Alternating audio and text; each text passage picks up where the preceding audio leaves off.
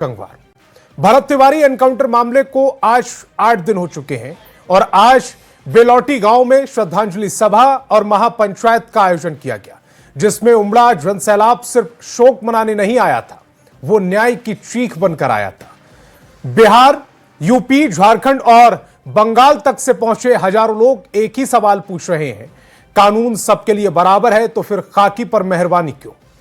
भरत की बेबस मां आशा देवी की आंखें पथरा चुकी हैं, लेकिन हौसला नहीं डिगा है। पुलिसिया सिस्टम से भरोसा टूटने के बाद आज वो देश के प्रधानमंत्री नरेंद्र मोदी और हाई कोर्ट की ओर उम्मीदों भरी नजरों से देख रही हैं। उनकी एक ही मांग है, मेरे बेटे के हत्यारे पुलिस वालों को फांसी हो। दबाव बड़ा है तो सरकार एक्शन में है। मुख्यमंत्री सम्राट चौधरी के निर्देश पर जांच का रुख बदला है। जगदीशपुर डीएसपी को जांच से हटा दिया गया और पीड़ित माता पिता समेत स्थानीय लोगों पर जो मुकदमे दर्ज किए गए थे उन्हें वापस ले लिया गया। एनकाउंटर के छठे दिन जगदीशपुर के तत्कालीन एसडीपीओ, शाहपुर के तत्कालीन थानाध्यक्ष और अन्य पुलिसकर्मियों पर एफआईआर भी दर्ज हो चुकी है, लेकिन कई सवाल हैं जो पुलिस प्रशासन और जांच टीमों का पीछा नहीं छोड़ रहे। मसलन सवाल नंबर 1, अगर किसी आम नागरिक पर हत्या का आरोप लगता है तो पुलिस 24 घंटे के भीतर उसे घसीटते हुए जेल की सलाखों के पीछे डाल देती है। फिर भरत तिवारी के मामले में नामजद आरोपी पुलिस वाले अब तक खुलेआम बाहर क्यों घूम रहे हैं? आरोपी पुलिस वालों की गिरफ्तारी कब होगी? सवाल नंबर 2, जब तत्कालीन एसडीपीओ और थानाध्यक्ष समेत पूरी टीम पर हत्या की धाराओं में एफआईआर दर्ज हो चुकी है तो कानून उनकी गिरफ्तारी में देरी क्यों कर रहा है? क्या खाकी को कोई विशेष छूट मिली हुई है? सवाल नंबर 3, मुख्यमंत्री के हस्तक्षेप के बाद जांच का जिम्मा बदला गया है, लेकिन क्या पीड़ित परिवार को स्थानीय पुलिस की इस नई जांच पर भरोसा होगा? सवाल नंबर 4, एक मां जब कहती है कि पुलिस से भरोसा उठ चुका है तो यह सिर्फ एक परिवार का नहीं बल्कि पूरे बिहार के लॉ एंड ऑर्डर के इकबाल पर सवालिया निशान है। इस भरोसे को सिस्टम वापस कैसे जीतेगा? और सवाल नंबर 5, मुख्यमंत्री सम्राट चौधरी ने भरत एनकाउंटर की न्यायिक जांच का आदेश तो दे दिया, लेकिन हाई कोर्ट के किस रिटायर्ड जज की निगरानी में जांच होगी, कब से शुरू होगी, यह अब तक क्यों तय नहीं किया गया है? आज इन्हीं सवालों पर करेंगे प्रदेश की नंबर 1 बहस। सबसे पहले दिखाते हैं एक रिपोर्ट।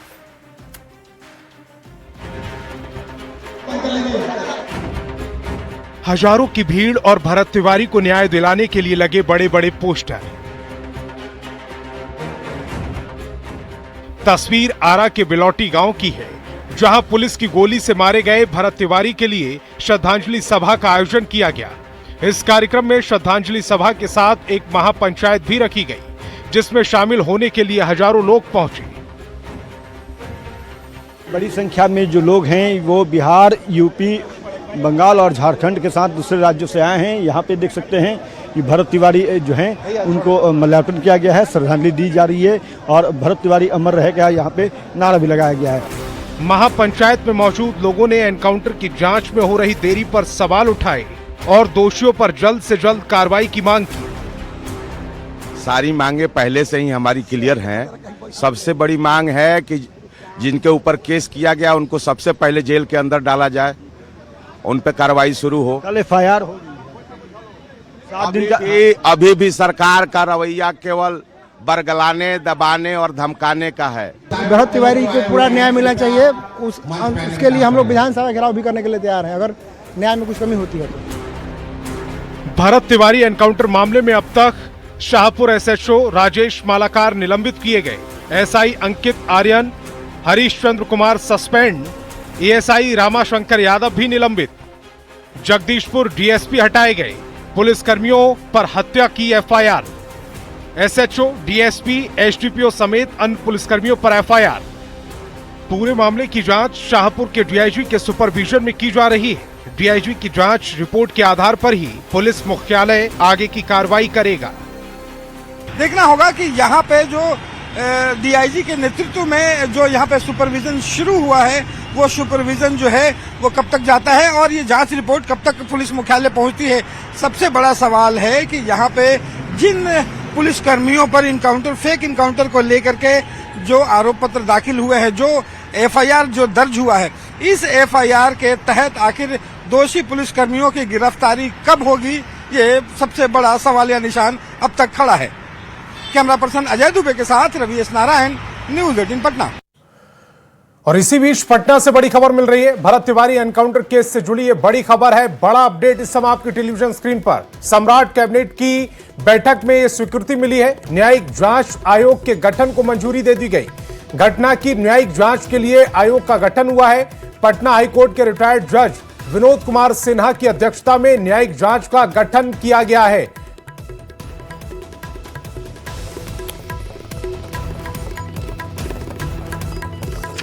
तो चलिए मेहमानों से आपका परिचय कराते हैं। बीजेपी से मेरे साथ कुंतल कृष्ण जी जुड़ रहे हैं, तो वहीं जेडीयू से प्रवक्ता डॉक्टर अनुप्रिया यादव थोड़ी देर में हमारे साथ जुड़ेंगी। आरजेडी से प्रवक्ता एचवाई यादव थोड़ी देर में जुड़ेंगी। कांग्रेस से प्रवक्ता नदीम अख्तर जी हमारे साथ जुड़ रहे हैं और वरिष्ठ पत्रकार ऋषि मिश्रा जी हमें ज्वाइन कर रहे हैं। सभी मेहमानों का बहुत बहुत स्वागत। शुरुआत ऋषि जी आपसे। अभी खबर आ रही है न्यायिक जांच गठन को मंजूरी मिल गई।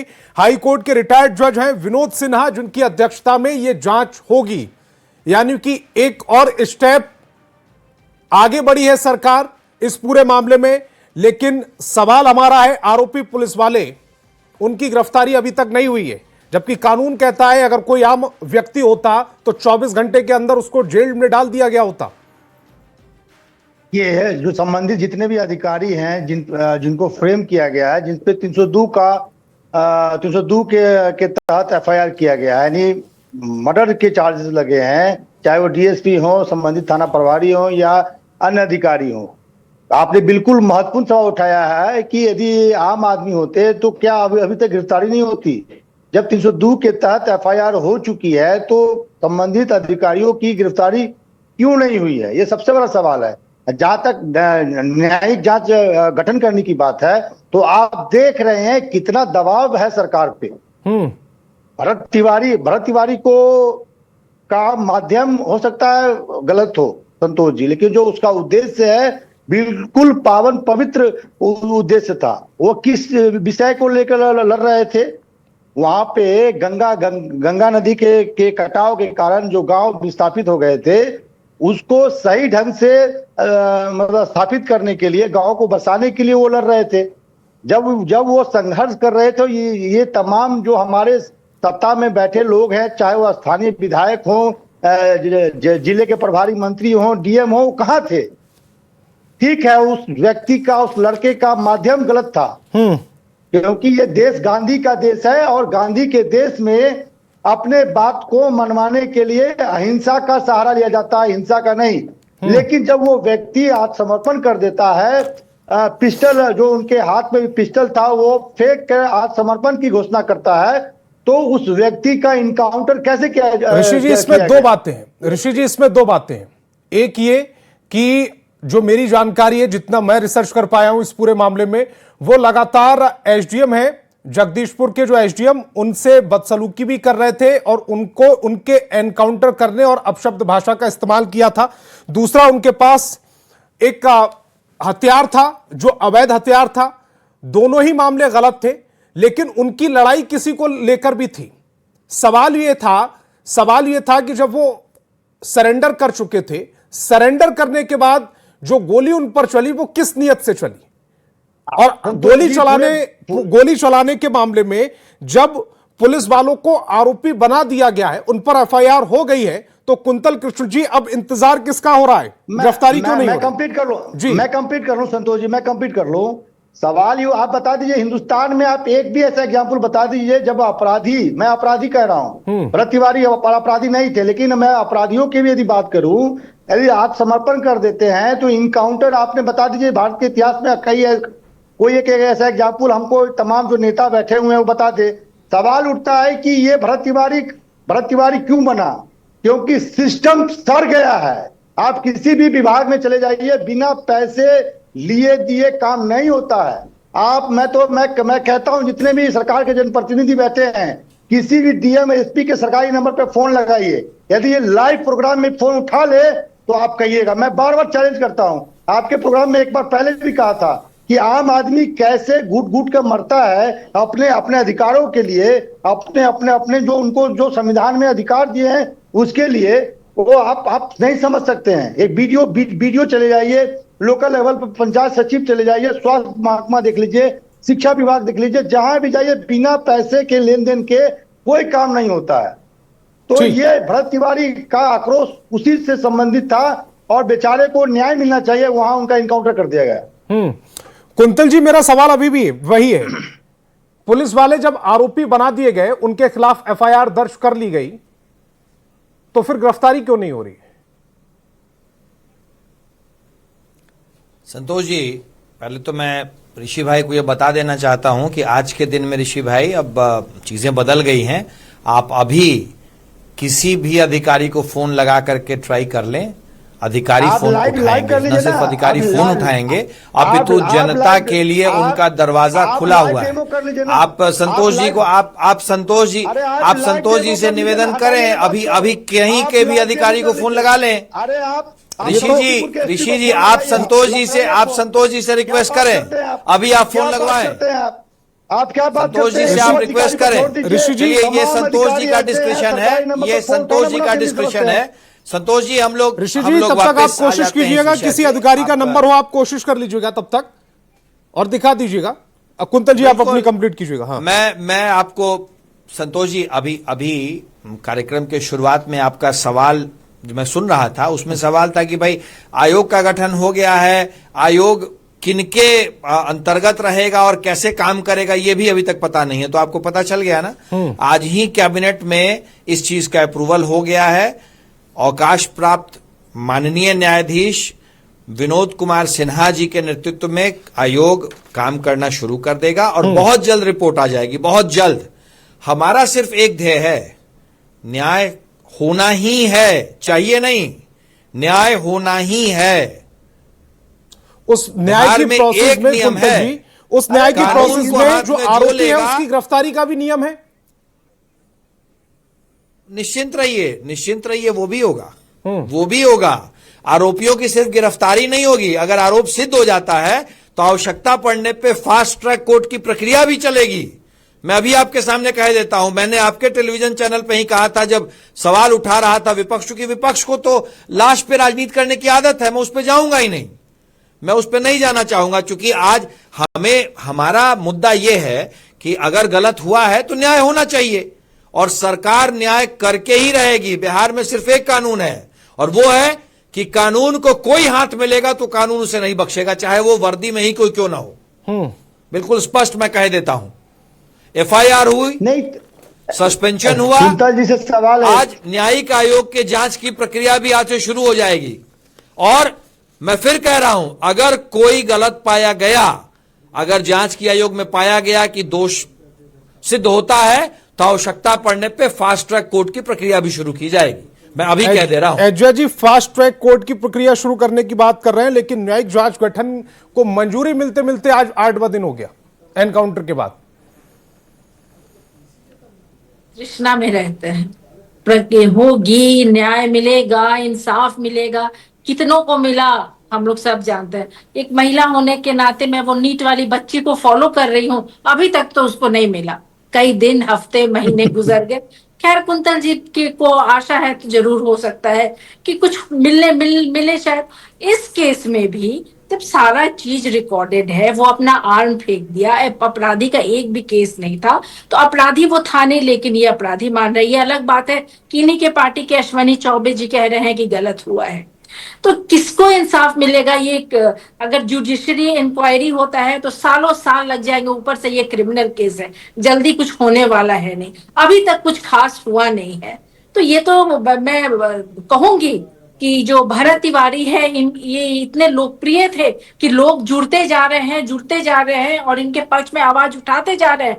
जो थोड़ी सरकार इस पे कुछ शायद संज्ञान ले शायद, नहीं तो अदरवाइज जो चल रहा है चलते रहेगा। बालू माफिया, भू mafia, tender mafia, coaching mafia, तरह तरह के माफिया तो पनप ही गए। पुलिस क्या कर रही है, सरकार क्या कर रही है, किसको पकड़ रही है, किसका एनकाउंटर कर रही है? कितने सारे ये जो माफिया वाले हैं, अभी जो कोचिंग माफिया वाला हुआ, कौन पकड़ाया, क्या हुआ, क्या नहीं हुआ, कौन सही है, कौन गलत है, किसी को चिंता नहीं है। न्याय होगा। अगर किसी को फर्क पड़ रहा है तो स्टूडेंट्स को, उसकी चिंता कोई नहीं कर रहे। इसलिए मैं कुंतल कृष्णन जी से बोलूंगी कि आप मृत तृष्णा से जागे, कुंभकर्णी नींद से जागे, और अगल बगल देखे इतने अपराध कुंतल जी हो रहे हैं 30 सेकंड में और कोई रिएक्ट पकड़े कीजिएगा, नहीं उसके जा बाद रहे मैं हैं। डॉक्टर अनुप्रिया कोई जी की तरफ पकड़े जा रहा हूं। नहीं जा रहे हैं, FIR तक नहीं होता है। और सबसे पहले तो संतोष जी, मैं इस पैनल में बैठे हुए हर व्यक्ति से ये निवेदन करना चाहूंगा कि मृतक भरत तिवारी के साथ अपराधी जैसे शब्दों का इस्तेमाल नहीं करें। मेरी बात अगर सब सुन रहे हो, मैं चाहूंगा, मैं निवेदन करूंगा कि मृतक भरत तिवारी के साथ अपराधी जैसे शब्दों का इस्तेमाल नहीं करें। कम से कम पहली बात। दूसरी बात, अपराधी नहीं थे। ये जो पूरा इनकाउंटर का प्रकरण है संतोष जी, ये जो पूरा इनकाउंटर, ये जो प्रकरण है, ये उतना ब्लैक एंड व्हाइट नहीं है। मैं बारंबार कह रहा हूं, अगर सारी चीजें इतनी क्लियर होती तो जांच के आदेश माननीय मुख्यमंत्री ने स्वयं दिए हैं, इसकी आवश्यकता नहीं पड़ती। तीसरी बात, FIR दर्ज हुई है।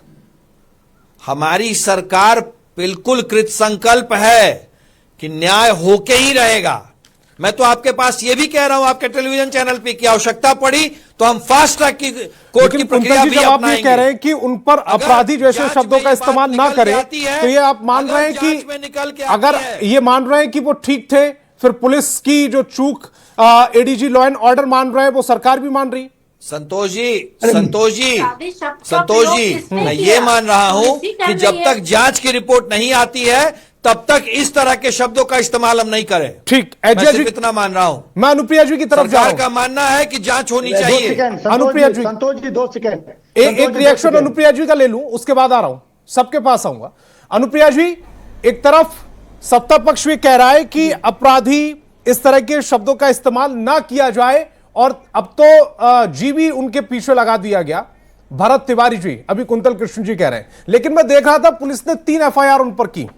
पहली FIR में मृतक यानी कि भरत तिवारी, उनके पिता, भाई पर अवैध हथियार, पुलिस पर फायरिंग और सरकारी काम में बाधा का आरोप यह लगा। दूसरी FIR मुठभेड़ को लेकर दर्ज की गई। पुलिस का दावा था कि भरत हथियार लेकर भाग रहा था, पीछा करने पर उसने पुलिस पर गोली चलाई, एक गोली सरकारी वाहन को भी लगी।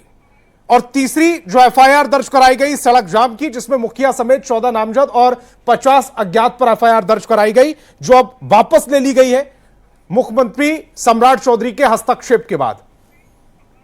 तो पुलिस तो उनको बिल्कुल क्रिमिनल साबित करने की कोशिश में थी। मुठभेड़ भी पुलिस ने बता रखी अपनी FIR में, एक गोली वाहन को भी आकर लगी है, पीछा भी कर रही थी पुलिस। जी संतोष जी, भरत तिवारी जी के साथ में जो घटना हुई और जो घटना हम सभी ने देखा है कि जो घटना फेसबुक लाइव के माध्यम से जानकारी है, और पुलिस का जो अपना पक्ष है वो अलग।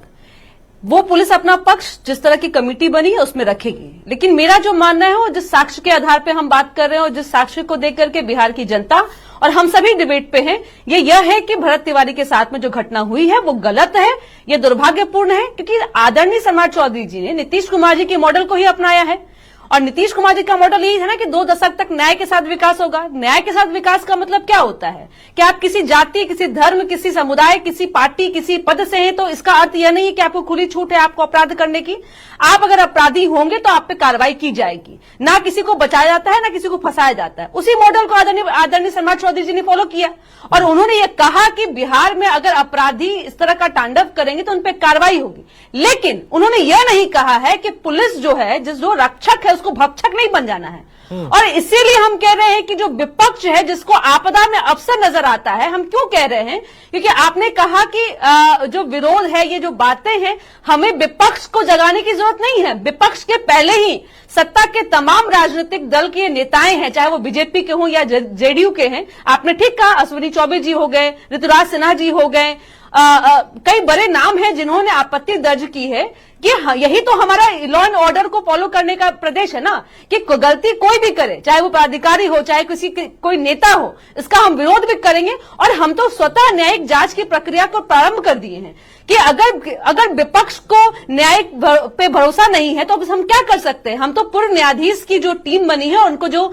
आज तो फैसला भी हो गया कि किनको ये लीड करना है, तो लेकिन अब सवाल उठा भी कौन रहा है, क्योंकि हम पीछे जाएंगे तो ये कहेंगे पीछे मत जाइए, लेकिन जिनके हाथ खूनों से रंगे हैं, जिनके काल बहुत ही कलंकित हो, ये सवाल पूछते तो मुझे लगता है कि थोड़ा सा दुख होता है, क्योंकि बिहार की जनता जानती है कि इनके शासनकाल में क्या था। अरे हम तो वो लोग हैं कि किसी को बचाएंगे नहीं, किसी को फंसाएंगे नहीं। और जो आप कह रहे कि 2-3 एफआईआर की बात की, जिसमें एक एफआईआर जिसमें आदरणीय सम्राट चौधरी जी के हस्तक्षेप से रद्द कर दिया गया है, 2 और भी है। क्योंकि हमें न्याय का मतलब क्या होता है कि दोनों पक्ष की बातों को सुना जाएगा और तय हम और आप कोई भी नहीं कर सकता है कि सही गलत क्या है, ये सुना जाएगा और उसकी बात को किया जाएगा। लेकिन इसका मतलब कतई नहीं है कि प्रशासन को हम बचाएंगे।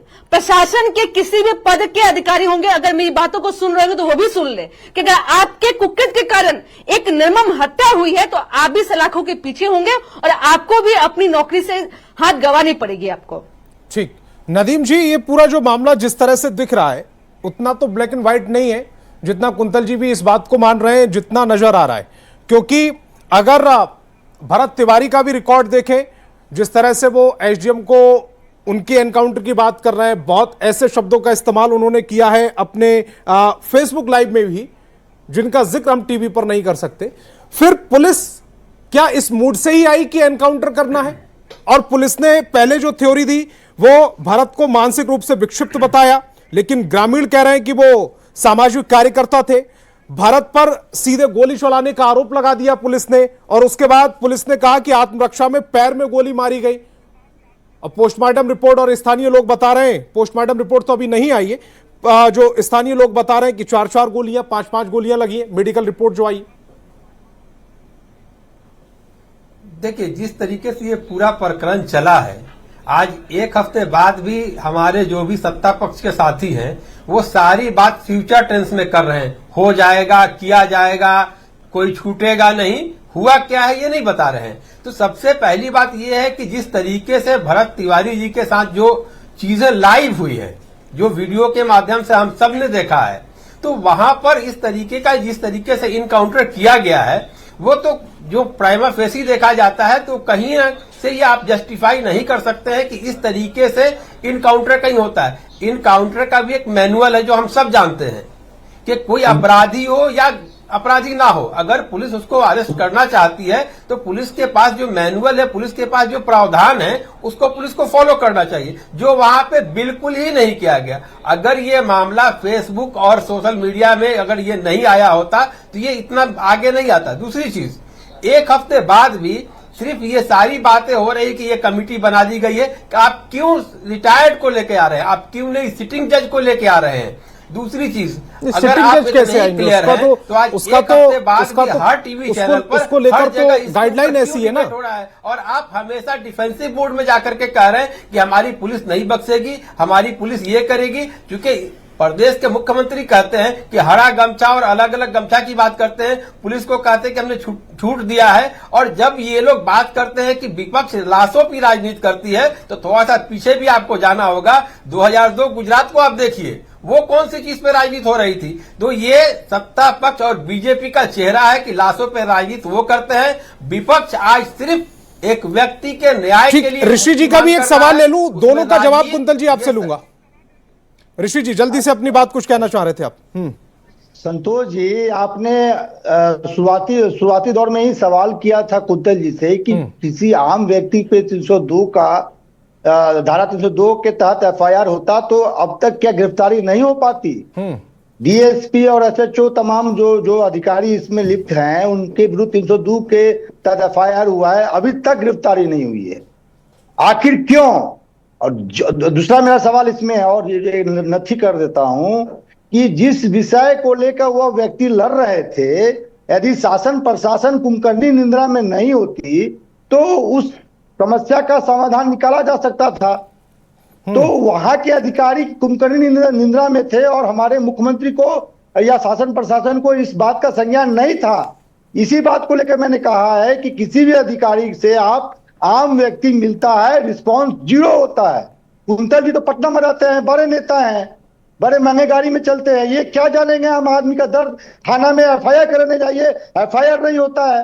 आप ब्लॉक में चले जाइए, कोई काम नहीं होता है। स्वास्थ्य महकमा में चले जाइए, डॉक्टर नहीं सुनता है। ये कुंतल जी पटना में बैठे बैठे नहीं समझेंगे, इनको ग्राउंड को उतरना होगा। पटना में कम रहते जहां तक मेरी जानकारी, लेकिन मैं जवाब ले लेता हूं। कुंतल जी, अच्छा, सबसे पहले तो मैं कुछ तथ्य आपके सामने रख देता हूं। आज का जो विषय है वो इतना संवेदनशील है कि व्यक्तिगत बातें, ऋषि भाई को मुझसे व्यक्तिगत बातें करनी होगी तो मेरा फोन नंबर उनके पास है, वो कभी भी मुझे फोन करके पूछ सकते हैं।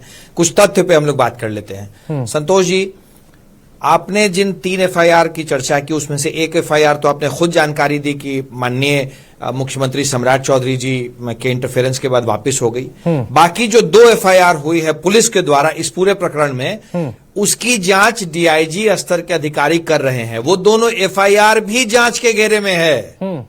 ये भी मैं बता देना चाहता हूं आपके माध्यम से बिहार की देवतुल्य जनता को, वर्दी पहनने का मतलब बिहार में यह सम्राट चौधरी का बिहार है, यह एनडीए का बिहार है, ये नीतीश कुमार जी के आदर्शों पे चल करके इतना दूर आगे आने वाला बिहार है। वर्दी पहनने का मतलब यह नहीं है कि कानून आप हाथ में ले लें।